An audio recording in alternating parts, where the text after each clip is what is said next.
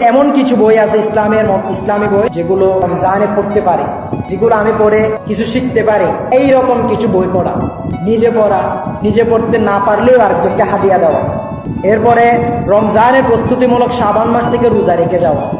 এরপরে যত রকমের গুনাহ আছে সমস্ত গুনাহগুলো থেকে আমাদের সাধারণ ক্ষমা প্রার্থনা করা আল্লাহর কাছে। এরপরে রমজান মাসে বেশি বেশি কোরআন তেলাওয়াত করা, রমজান মাসের প্রস্তুতিমূলক রমজানের আগে থেকে বেশি বেশি কোরআন তেলাওয়াত করা, রমজানেও গিয়ে বেশি বেশি কোরআন তেলাওয়াত করা। এরপরে বিগত রমজানের অসমাপ্ত কাজগুলো সম্পন্ন করা। বিগত রমজানগুলোর যে কাজগুলো আমরা সম্পন্ন করতে পারি নাই, যে আমি চেষ্টা করলাম গত বছর একটা কোরআন খতম করার জন্য, কোনো কারণে কোরআন খতম করতে পারি নাই, সেটা এই রমজানে এসে আমি ওইভাবে প্রস্তুতি নেব যে ওই রমজানে আমি ওইভাবে কোরআন তেলাওয়াত করে শেষ করতে পারি না। তার মানে এই রমজানে আমার রুটিনটা পরিবর্তন করতে হবে। আমি গত রমজানে ডেলি 1 পারা করে পড়ছি, তাহলে 30 রমজান আমি 30 পারা পড়তে পারি নাই, কোনো কারণে একদিন মাঝখানে 1 পারা গ্যাপ গেছে, 2 পারা গ্যাপ গেছে, এইভাবে পড়তে পারি না। তাহলে আমার এই মাসে 2 পারা করে পড়বো আমি ডেলি। বা যে কোনো কাজ অসমাপ্ত থেকে গেছে সেটা কি করা, সমাপ্ত করা। এবং শাবান মাসে মহড়া চালু রাখা, মানে প্র্যাকটিস করা আর কি। শাবান মাসের মহড়া চালু রাখা, এটাকে মহড়া বলা হয় আর কি। রিহার্সেল করা শাবান মাসে, রমজানের রিহার্সেল করা, এটাও রমজানের একটা প্রস্তুতি। এবং রমজান মাস সন্নিকট হিসাবে আনন্দ উল্লাস করা। আল্লাহ সূরা ইউনূসের মধ্যে বলেন, কুল বিফাদলিল্লাহি ওয়া বিরহমাতিহি ফাবিযালিকা ফালইফরাহু হুয়া খায়রুম মিম্মা ইয়াজমাউন। আল্লাহ পাক রব্বুল আলামিন বলেন, ইয়া রাসূলুল্লাহ আপনি বলুন, বিফাদলিল্লাহ আল্লাহর কাছ থেকে রহমত এসে, আল্লাহর কাছ থেকে অনুগ্রহ এসেছে, ওয়া বিরহমাতিহি এবং রহমত এসেছে, ফাবিযালিকা ফালইফরাহু তারা যেন এগুলো পেয়ে তারা যেন আনন্দ উল্লাস করে। সুবহানাল্লাহ।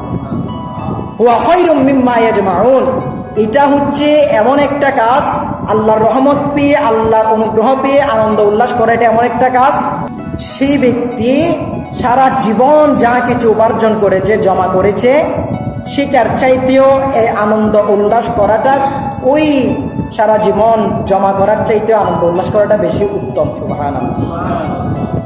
রমজানকে সামনে রেখে আনন্দ উল্লাস করা ইসলামী শরীয়ত মোতাবেক যে আনন্দ উল্লাস ওইটা।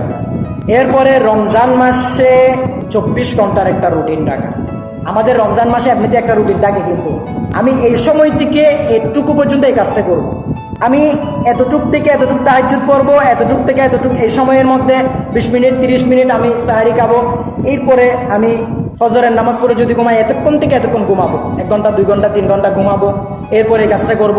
আমি আমার ব্যবসা রমজান মাসে এইটুকু সময় চালাবো, আমি এত ঘন্টা এই সময় থেকে এই সময় আমি আমার ব্যবসা চালাবো, এই সময় থেকে এই সময় আমি আমার কাজ করব। এভাবে একটা রুটিন রাখা। রুটিন না হলে কিন্তু কোনো কাজ হয় না। যেই কোনো কিছু দেখবেন, রুটিন ছাড়া আপনি ব্যবসাও সাজাইতে পারবেন না, রুটিন ছাড়া আপনি চাকরিও করতে পারবেন না, রুটিন ছাড়া আপনি পড়তেও পারবেন না, রুটিন ছাড়া কিচ্ছু হয় না। পরে শাবান মাসের শেষের দিকে রমজানের তালাশ করা, মানে রমজানের চাঁদ তালাশ করা, এই আমলগুলো আমরা করব। এগুলো রমজানের প্রস্তুতি।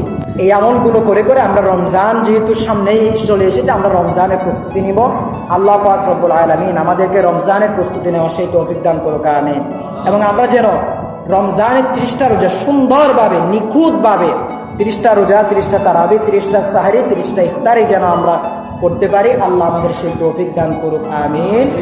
এবং যেই মসজিদে খতমে তারাবি হচ্ছে, সেই খতমে তারাবিগুলো যেন নিখুঁতভাবে, সুন্দরভাবে, সহিভাবে যেন হাফেজ সাহেবরা যেন সেই খতমে তারাবিগুলো সুন্দরভাবে, নিখুঁতভাবে আদায় করতে পারে। কোরআনের হক, তারাবির হকগুলো যেন এবং রমজানের হকগুলো যেন আদায় করতে পারে, সেই তৌফিক দান করুক, আমিন।